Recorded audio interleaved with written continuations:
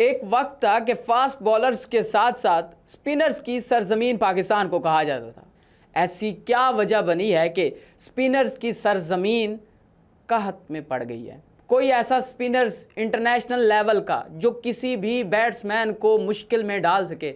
साबिक legendary spinner Saqlain Mushtaq ने इस पर से एक पर्दा उठाया और इस कहत की बड़ी वजूहात में से बताई हैं। ऐसा वक्त था कि पाकिस्तानी स्पिनर्स के बारे में दुनिया तारीफ़ करती थी, ऐसे ऐसे अल्फाज बोलती थी कि आप दंग रह जाते थे। शेन वॉर्न जैसे बॉलर पाकिस्तान में सीखने के लिए आते थे। हमें जादुई सलाहियतों का हामिल कोई बॉलर नहीं मिला। साबिक स्पिनर ने कहा कि पूरे मुल्क में नफसियाती ब्लॉक आ गया है, किसी बच्चे ने कुछ नया करने का नहीं सोचा, मुल्क में कोई स्पिन बॉलिंग कोच भी नहीं है। एक वक्त था कि फास्ट बॉलर्स के साथ साथ स्पिनर्स की सरजमीन पाकिस्तान को कहा जाता था। इमरान खान, सरफराज नवाज, वकार यूनिस, वसीम अकरम समेत शुएब अख्तर बड़े नामों में शामिल थे।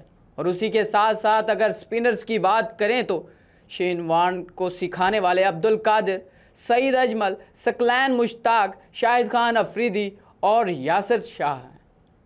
यासिर शाह, सईद अजमल के बाद अब तक कोई भी स्पिनर ऐसा सामने नहीं आ सका कि जो अपने माजी के लेजेंड्स के मुताबिक या उन्हीं की तरह बॉलिंग कर सके।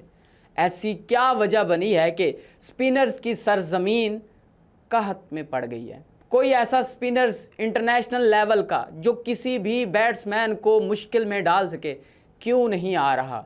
ये एक ऐसा सवाल है जिसके लिए शायद हम जैसे स्पोर्ट्स जर्नलिस्ट तो इस पर सवाल कर सकते हैं, लेकिन बोर्ड को भी इस बारे में सोचना चाहिए। ऐसी क्या वजह बनी थी और 2014 में ऐसा क्या वाक़या हुआ था कि उसके ज़िम्मेदारान के ख़िलाफ़ एक्शन भी नहीं लिया गया और उसी के साथ साथ उस पर काम भी नहीं किया गया।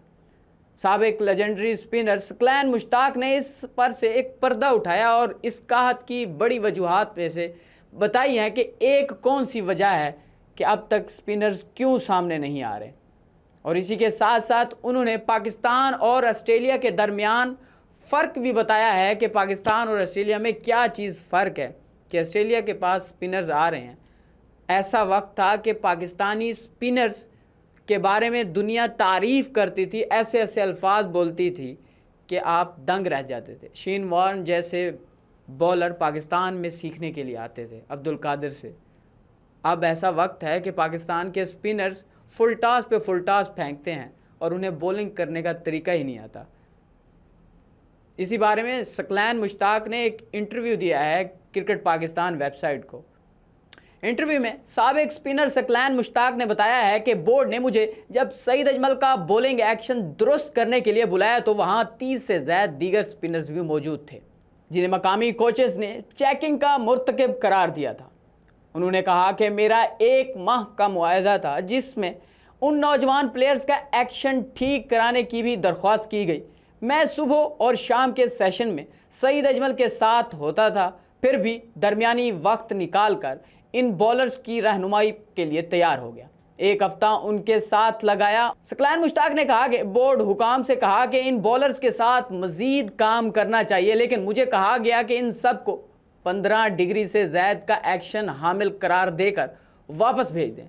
सकलैन मुश्ताक ने कहा कि मैंने पाकिस्तान क्रिकेट बोर्ड हुकाम से कहा कि गरीब बच्चे हैं, बेरोज़गार हो जाएंगे, इनके डिपार्टमेंट्स वगैरह इन्हें छोड़ देंगे, इनके घरों और निज़ाम दरम बरम हो जाएगा। लेकिन कहा गया छोड़ो आप, हमारे पास वक्त नहीं है, और यूं ये सब प्लेयर्स वापस चले गए। उन्होंने कहा कि बोर्ड हुकाम से कहा कि अब पाकिस्तान के दीगर फिंगर स्पिनर्स भी रिवायती बॉलर्स बन जाएंगे और कुछ अलग करना छोड़ देंगे।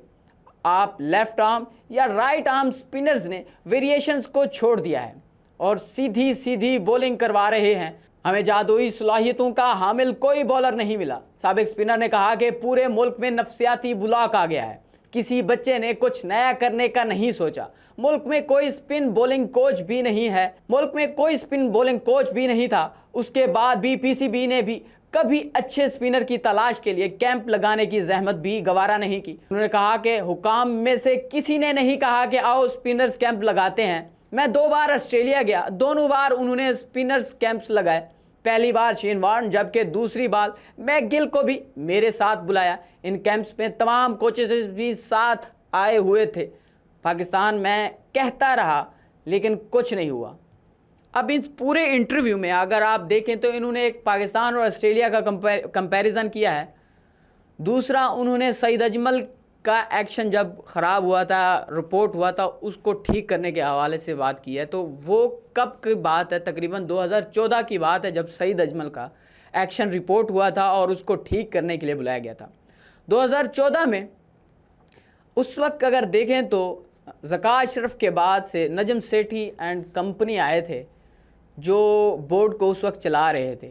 इसका मतलब ये है कि इस तरह के बयानात, इस तरह की जो नजम सेठी ज़िम्मेदार है कि उन्होंने स्पिनर्स, उनके पास क्या चीज़ थी कि उनके पास इतना वक्त नहीं था कि वो स्पिनर्स को ठीक नहीं कर सकते थे।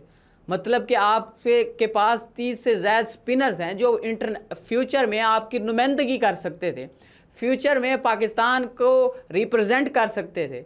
वो फ्यूचर के सकलैन मुश्ताक बन सकते थे, वो फ्यूचर के अब्दुल कादिर बन सकते थे, वो फ्यूचर के शाहिद अफरीदी बन सकते थे, वो फ्यूचर के सईद अजमल बन सकते थे।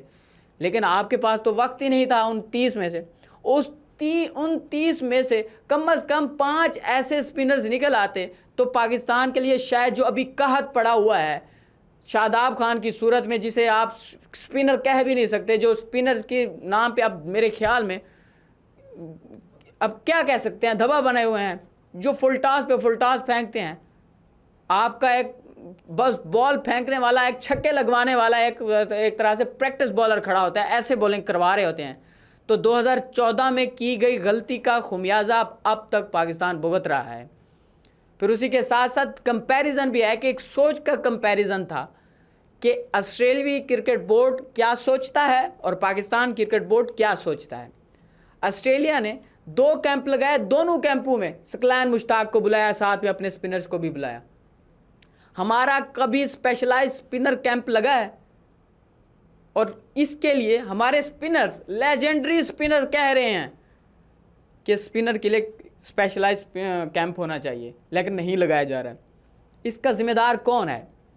अगर 2014 में नजम सेठी और उसकी कंपनी ने ये किया था तो उसके बाद से इतने चेयरमैन आए हैं। नजम सेठी भी चेयरमैन रहा है, उसके साथ साथ ज़का अशरफ भी रहा है। उसके बाद अगर देखें तो जो रमीज़ राजा भी थे, फिर नजम सेठी आए, फिर अब मोहसिन नकवी साहब हैं।